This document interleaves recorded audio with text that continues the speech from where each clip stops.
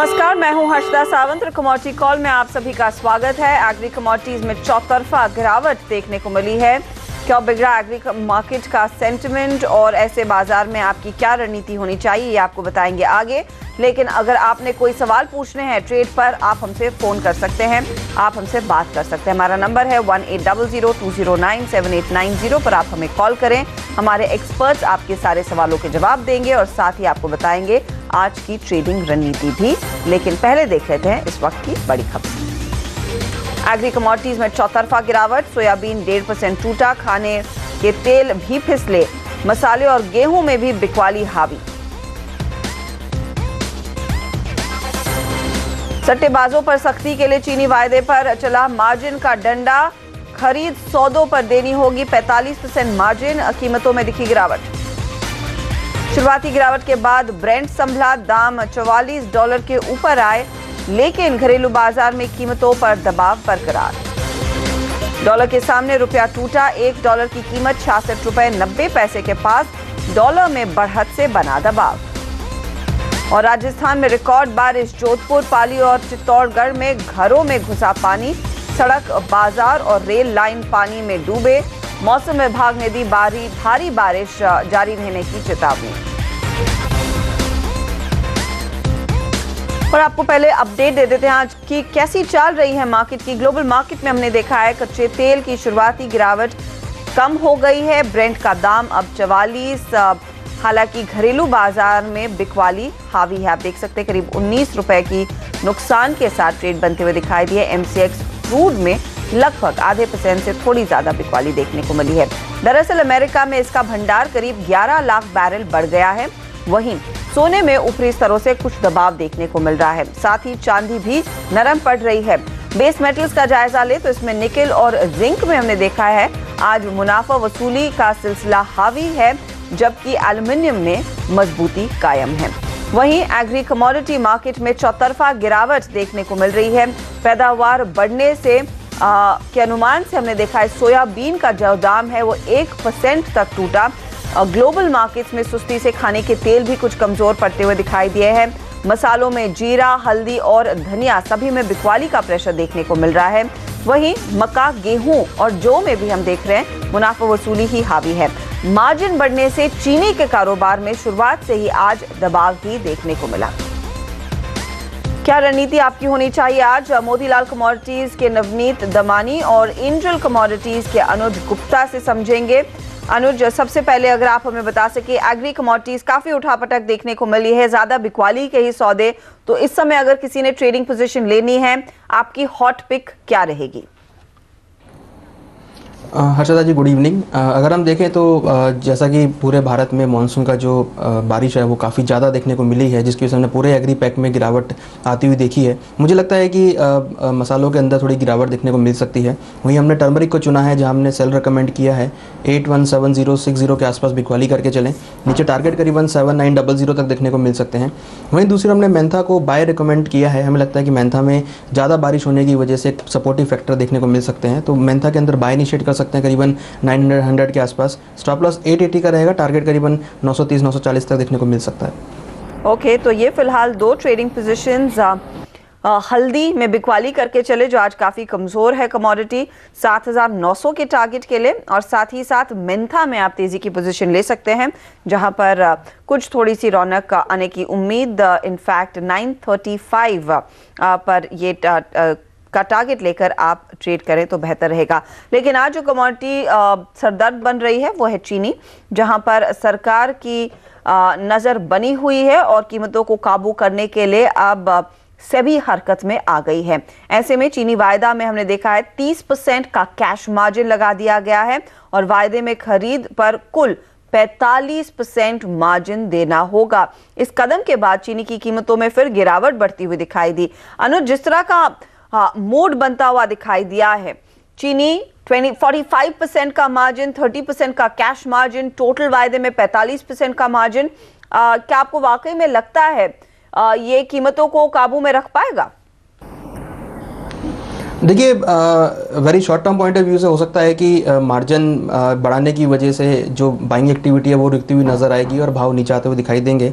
Even अगर हम देखें तो पिछले काफ़ी दिनों से 4-5 दिनों से अगर हम देखें तो एक नेगेटिव ट्रेंड में शुगर चलता हुआ दिखाई दिया है। हो सकता है कि मार्जिन बढ़ाने की वजह से 1 या 2 दिन और मार्केट गिरती हुई नजर आए, मगर बेसिक फंडामेंटल अगर हम देखें तो जिस तरीके का यहाँ पे क्रॉप में कमी है वो मुझे लगता है कि कहीं ना कहीं सपोर्टिव हो सकती है। साथ में अगर हम देखें तो आने वाले 3 या 4 महीने जो हैं वो फेस्टिवल के रहेंगे, तो फेस्टिवल के सीज़न के टाइम में जो डिमांड बढ़ेगी वो यहाँ एक सपोर्टिव फैक्टर के तौर पे काम कर सकती है। तो हो सकता है कि फ्यूचर्स मार्केट में जो भाव है वो मार्जिन बढ़ाने की वजह से नीचे आते हुए दिखाई दें, मगर मुझे लगता है कि स्पॉट मार्केट में अगर भाव नीचे आएंगे तो एक बाइंग देखने को मिलेगी जो कि फेस्टिवल सीजन के लिए यहाँ पर हो सकती है। तो short term point of view से मुझे लगता है कि बिकवाली करके चल सकते हैं, जो कि करंट कॉन्ट्रैक्ट अक्टूबर कॉन्ट्रैक्ट करीबन 3610 के आसपास चल रहा है। मुझे लगता है कि यहाँ से 40-50 रुपये और भाव में गिर सकते हैं, मीन्स नीचे करीबन 3550 तक के लेवल देखने को मिल सकते हैं और उसके बाद एक अगेन बाउंस बैक देखने को मिल सकता है। आपने मेंशन किया कैश में अगर दाम घटते हैं या फिर स्पॉट मार्केट में अगर दाम घटते हैं तो फेस्टिव बाइंग को ये सपोर्ट करेगा। क्या आकलन है, क्या रेंज देखने को मिल सकता है स्पॉट मार्केट में? देखिए, अगर हम देखें तो फ्यूचर्स मार्केट में भाव नीचे गिरे हैं, मगर अगर हम अभी भी जाकर अगर हम फिजिकल मार्केट में जाके बात करें तो भाव उतने नहीं गिरे हैं। कहीं ना कहीं जो जिनके पास माल रखा हुआ है उन्होंने अभी रेट नहीं कम किया। अगर हम होलसेल या रिटेल मार्केट की बात करें तो मुझे लगता है कि वो इसी वजह से है क्योंकि जो बाइंग है वो कंटिन्यूस बनी हुई है। क्योंकि अगर हम देखें तो आगे ही अब यहाँ पे जन्माष्टमी और रक्षाबंधन का त्यौहार है, तो कहीं ना कहीं उसकी भी जो डिमांड है फेस्टिवल की वो भी यहाँ पर बनती हुई दिखाई देगी। मुझे लगता है कि फ्यूचर्स मार्केट में हो सकता है कि भाव 3650 तक की 3550 तक की रेंज में आ सकते हैं, मगर मुझे लगता नहीं है कि रिटेल में या स्पॉट मार्केट में भाव नीचे आते हुए दिखाई देंगे। तो 3550 मुझे लगता है कि एक सपोर्ट लेवल हो सकता है जहां से बाइंग वापस एक्यूमुलेट हो सकती है। ओके, तो ये फिलहाल रेंज रह सकता है। कोशिश जरूर सरकार कर रही है कि चीनी के दाम जो काफी तेजी से बढ़े थे पिछले कुछ महीनों में उस पर किसी तरह का नियंत्रण लाया जाए, लेकिन शॉर्ट टर्म एक करेक्टिव मूव आएगा। हालांकि याद रखिए ग्लोबल प्रोडक्शन कम है, भारत में प्रोडक्शन कम हो रहा है और आगे फेस्टिव सीजन आएगा तो डिमांड भी बढ़ती हुई दिखाई देगी इस कम प्रोडक्शन के सामने। तो देखना होगा कि वाकई में कितने ये कदम कारगर साबित होते हैं, सफल साबित रहते हैं सेबी के लिए और साथ ही साथ सरकार के लिए इन प्राइसेस को नियंत्रण में रखने के लिए, खासतौर से जो सरकार का इस समय फोकस है। अनुज, हम देख रहे हैं चीनी में जो दबाव है बाकी एग्री कमोडिटीज पर भी प्रेशर बनता हुआ दिखाई दिया है। तो क्या ये चीनी का सेंटिमेंट का रब ऑफ है या फिर इंडिविजुअली आप देखें चाहे वो सोयाबीन हो या फिर दूसरे मसाले हों, वहां पर भी मॉनसून की चाल को देखकर प्रोडक्शन बढ़ने की उम्मीद में यह करेक्टिव मूव आ रहा है? देखिए, मुझे लगता नहीं है कि शुगर के सेंटीमेंट से बाकी कमोडिटीज़ गिर रही हैं, क्योंकि शुगर का अगर देखें तो जो फैक्टर है वो डिफरेंट है, एक पॉलिटिकल कमोडिटी है और साथ में जो मिलर्स हैं उनका अपना अलग इशू रहता है।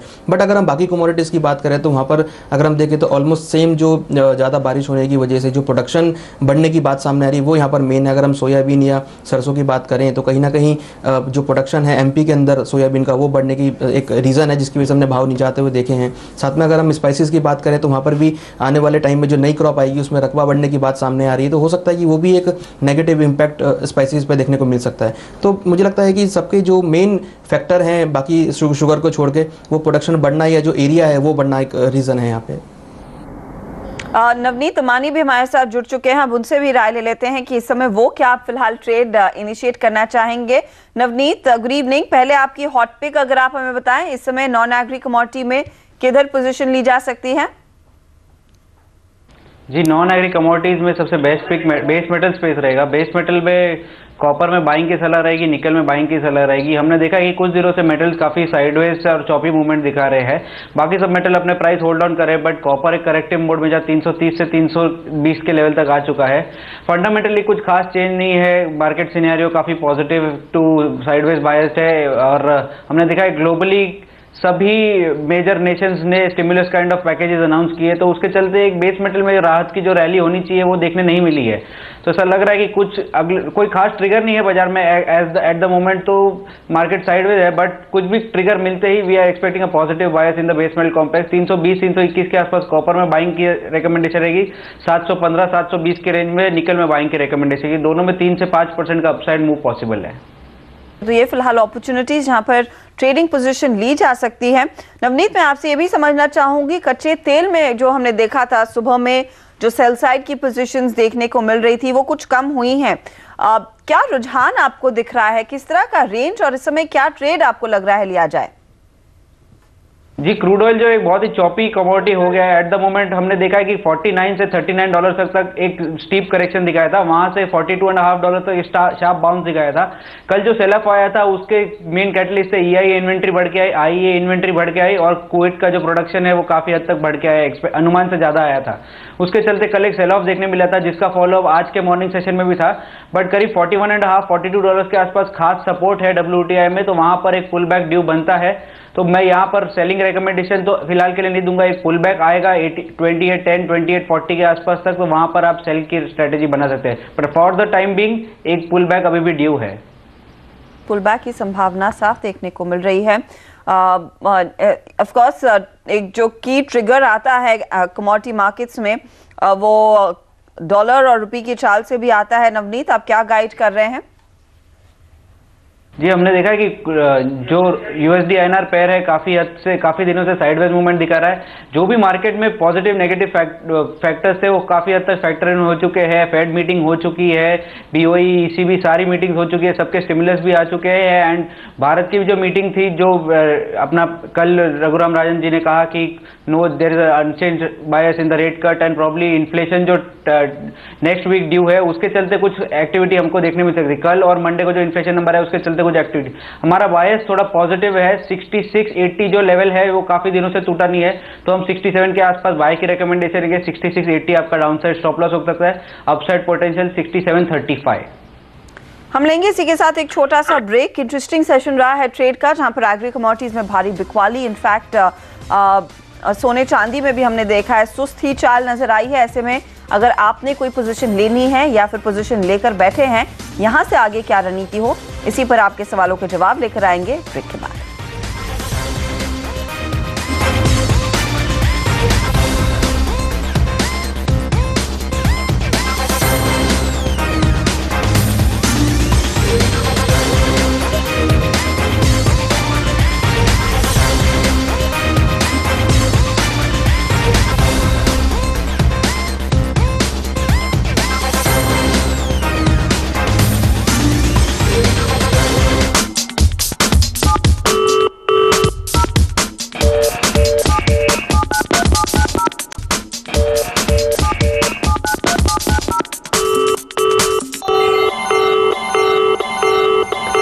कमोडिटी कॉल CNBC आवाज पर हमारे साथ है अनुज गुप्ता और साथ ही नवनीत तमानी, और वो अब देंगे आपके सवालों के जवाब। हमारे पहले दर्शक लाइन पर हैं योगेश रतलाम से। योगेश नमस्कार, पूछे अपना सवाल। मैम, मेरे पास 20 ग्राम गोल्ड है, हाजिर में 30,800 में, और 45,000 के भाव में हाजिर में चांदी 1 किलो। 30,800 में सोना है और चांदी 1 किलो, 45,000 में हाजिर में दोनों। ठीक है, हाजिर की पोजीशन फिलहाल ये बता रहे हैं। जाना आपको क्या योगेश कुछ पैसों की जरूरत है इस समय? नहीं। ओके, तो आप ज्यादा टाइम दे सकते हैं, राइट? यस। ठीक है, 30,800 पर सोना इन्होंने खरीदा। फिलहाल तो आप देखिए ये वायदे के भाव है 31,374 के। नवनीत, क्या सलाह होगी आपकी पहले सोने पर? जी, जैसा कि आपने बताया उनको फिलहाल पैसे की कोई ज़रूरत नहीं है, कोई इमीडिएट नीड नहीं है, तो अगर वो होल्ड कर सकते हैं अपनी पोजीशन, नेक्स्ट फिजिकल में लिया हुआ है तो इतना रोल ओवर या कोई भी ऐसा एक्स्ट्रा कॉस्ट नहीं बेयर करने वाला। अगर ये 3 से 6 महीने अपनी पोजीशन होल्ड कर सकते हैं, मुझे लगता है यहाँ से इनको 8 से 10% का रिटर्न दोनों गोल्ड सिल्वर दोनों में मिल सकता है। चले, तो दोनों में आप कह रहे हैं 8 से 10% के रिटर्न्स मिलेंगे, तो पोजीशन को होल्ड कीजिए योगेश। आपने इनफैक्ट अच्छे भाव पर खरीदा है, आगे फायदे मिलने की उम्मीद जरूर है। अगला सवाल सोनू कुमार का, पूछे सोनू। हाँ मैम, गुड इवनिंग। नमस्कार, गुड इवनिंग। हाँ मैम, ये मेरा सवाल था मैंथा के ऊपर। जी बताइए। मेरा 150 किलो फिजिकल में ले रखा है मैंने 1400 के रेट में। ओके, तो मैं ये पूछना चाह रहा हूँ कि फ्यूचर में क्या इसका रेट 1500 आएगा? चलिए, हम देख रहे हैं वायदे में तो ये 907 के आसपास ट्रेड कर रहे हैं। इनके पास फिजिकल माल पड़ा है, कितने चांसेस हैं 1500 तक के लेवल्स देखने के लिए आगे अनुज? देखिए 1500 का जो टारगेट है वो बहुत बड़ा टारगेट है। मुझे लगता नहीं है कि वो टारगेट जल्दी से अचीवेबल होगा, क्योंकि अगर हम करंट जो प्राइस परफॉर्मेंस है उसमें अगर देखें तो 1000 का एक स्ट्रॉन्ग रेजिस्टेंस लेवल है, जो कि हमने लास्ट टाइम भी देखा था कि भाव 990 का एक रेजिस्टेंस टच करके मार्केट वहाँ से नीचे आए थे। तो जो 990 से लेकर 1000 की एक रेंज है वो एक स्ट्रॉन्ग रेजिस्टेंस लेवल है। मुझे लगता है कि अगर वो ब्रेक होगा तो नेक्स्ट जो है रेंज करीबन 1100 रुपये तक जा सकती है। अगर 1500 की जो रेंज है मुझे लगता है कि बहुत फार है, वो अभी ईजिली रीचेबल नहीं है, क्योंकि अगर हम प्रोडक्शन साइड देखें तो प्रोडक्शन काफ़ी अच्छी है। हालांकि बारिश की वजह से कहीं ना कहीं मेहनता को सपोर्ट मिलता हुआ नजर आया लोअर लेवल्स पे। तो मुझे लगता है ना कि 1500 तक के टारगेट के लिए वेट करना चाहिए। हाँ, ये है कि अब जो रेट नीचे आए हैं यहाँ पर अगर ये फिजिकल में और माल एक्यूमुलेट कर सकते हैं तो यहाँ पे करना चाहिए, और 1000 के आसपास अपने उस माल को एग्जिट कर सकते हैं। तो उनको यही करना पड़ेगा कि लोअर लेवल बाइंग करके 1000 के आसपास एग्जिट करें। चलिए, तो ये फिलहाल आपके लिए सलाह है कि आप शायद निचले लेवल्स पर जो इस समय दिखाई दे रहे हैं और पोजीशन ले सकते हैं, और 1000 के जब भाव देखने को मिलते हैं तब आप एग्जिट करना शुरू करें, क्योंकि बुआई अच्छी है वो आपको भी पता है, और यहाँ पर 1500 के भाव आना थोड़ा सा मुश्किल लग रहे हैं। सोनू, अगला सवाल ले लेते हैं। सांगली से हमें एक मैसेज आया है संतोष का, और इन्होंने एक लॉट लिया है निकल का 722 पर, ये पोजीशन इनकी खड़ी है। नवनीत, क्या सलाह है? जी, मुझे लगता है कि कोई दिक्कत नहीं है। निकल एक बहुत स्ट्रॉन्ग कमोडिटी है, पूरे मेटल पैक में सबसे स्ट्रॉन्ग कमोडिटी लगने वाली निकल ही है। तो 730 के ऊपर वो और पोजीशन इनिशिएट कर सकते हैं। अपसाइड पोटेंशियल 745 और 770 भी हो सकता है इवेंचुअली। ओके, क्या स्टॉप लॉस आप सुझाएंगे? लेकिन क्योंकि 722 की खरीद है आज, तो 720 के नीचे भाव है। 702 उनका फाइनल स्टॉप लॉस रहेगा। स्टॉप लॉस लगाना ना भूलें और होल्ड कीजिए, क्योंकि आगे 745 तक लेवल्स आने की उम्मीद है। ये एक स्ट्रॉन्ग कमोडिटी है पूरे बेस मेटल पैक में। अब बात करते हैं पवन अग्रवाल से। पूछे पवन। पवन, नमस्कार। हाँ सर, मैडम ये जीरा मैंने लिया 18,600 में। हेलो जी, क्या करना चाहिए मैडम? चलिए, जीरा में इनकी पोजीशन 18,600 पर है। दबाव तो है इस कमोडिटी में बाकी मसालों की तरह। अनुज, क्या सुझाएंगे? देखिए, अगर इनका व्यू शॉर्ट टर्म के लिए या शॉर्ट टर्म ट्रेडिंग कर रहे हैं तो अभी जो भाव है यहाँ पर वो एग्जिट हो सकते हैं, क्योंकि हमें लगता है कि शॉर्ट टर्म में भाव में और गिरावट देखने को मिल सकती है। क्योंकि अगर हम देखिए तो बारिश की वजह से कहीं ना कहीं एक नेगेटिव इम्पैक्ट प्राइस में देखने को मिल रहा है। तो अगर नीचे हमें लगता है कि भाव 18,300 18,200 तक आ सकते हैं। मगर इनका अगर लॉन्ग टर्म व्यू है, मीन्स अगर ये 3 से 4 महीने का व्यू लेकर चलते हैं तो मुझे लगता है कि ये होल्ड कर सकते हैं, क्योंकि हमें लगता है कि इस कमोडिटी में अभी तेज़ी जो है वो बाकी है, क्योंकि जो इसकी डिमांड है वो काफ़ी स्ट्रॉन्ग है। मुझे लगता है कि आने वाले टाइम में इसमें और ऊंचे भाव देखने को मिल सकते हैं। तो लॉन्ग टर्म पर्सपेक्टिव से जो इन्होंने होल्ड किया है अगर, तो होल्ड करके चलें, और अगर शॉर्ट टर्म में किया है तो मुझे लगता है कि इनको एग्जिट कर लेना चाहिए। चलिए, इसी के साथ वक्त हो रहा है एक छोटे से ब्रेक का, लेकिन ऐसे ही कुछ और सवालों के जवाब लेकर आएंगे ब्रेक के बाद।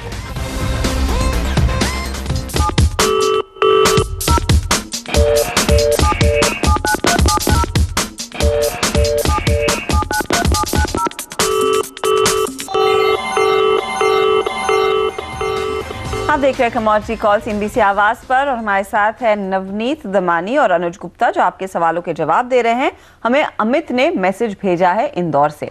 कॉपर में बिकवाली की पोजीशन इन्होंने ली है 3 लॉट 319 रुपए 20 पैसे पर। बेस मेटल्स में भी हमने देखा है वैसे कॉपर में थोड़ी सी नरमी ही देखी जा रही है। इनफैक्ट 322 के आसपास, माफ कीजिएगा, यहाँ पर बहुत मामूली सी बढ़त है। नेग्लिजिबल गेन्स आप कह सकते हैं। नवनीत, क्या सलाह होगी? जी, मेरी रिकमेंडेशन रहेगी कि अगर 320 के आसपास आएगा तो कॉपर उनको एग्जिट कर लेना चाहिए, और अगर वो होल्ड करना चाहते हैं अपनी पोजीशन तो 323 उनका फाइनल स्टॉप लॉस रहेगा। 323 के ऊपर क्लोजिंग एक मार्केट को वापस स्ट्रॉन्ग कर देगी। 327 अपसाइड पोटेंशियल टारगेट हो सकता है।